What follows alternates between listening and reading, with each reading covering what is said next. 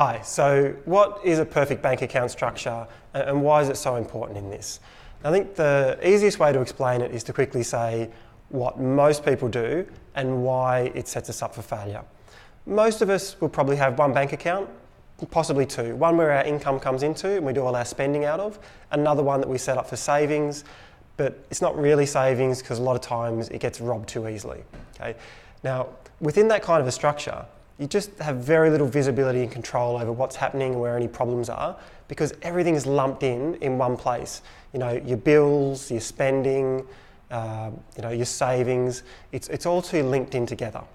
Now, the purpose of having a really good bank account structure is to protect your surplus cash flow, which I've talked about earlier. You know, that's the amount that's left over after you've paid all of your living expenses and all of your debts and all the costs that have come up. And that's the whole key to moving towards having some financial freedom, having that extra money that you can pay your debts down quicker with, and invest into the future to create some income for you that's eventually going to buy your time back. Okay? Now, a good bank account structure protects this by not letting it get caught by surprise. It ring fences that surplus cash flow. And it does it by avoiding some of the common traps we fall into, which is, I was putting some money aside and then the car insurance and the car rego came in the same month and so I had to take money back out for that. I had to stop investing money for a few months to do that. Or I had to take a holiday, so I ran the credit card up a few $1,000s. And now you don't have as much money left over at the end of the month because you've now got to pay interest on that. Okay.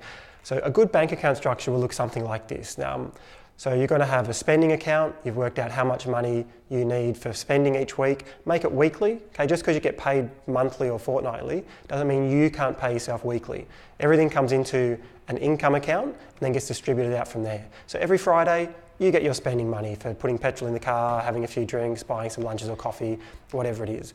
You have another account which is set up for bills and those planned expenses. So that's where you're going to have worked out the car rego, the insurance,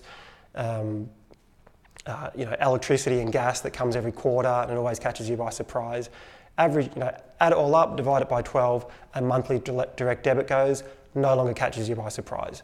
You take a holiday every year, don't wait and put it on the credit card.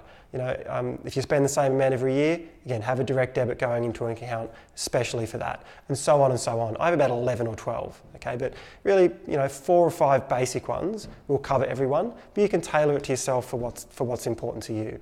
Okay? So that is what a good bank account structure looks like. That's why you need to do it.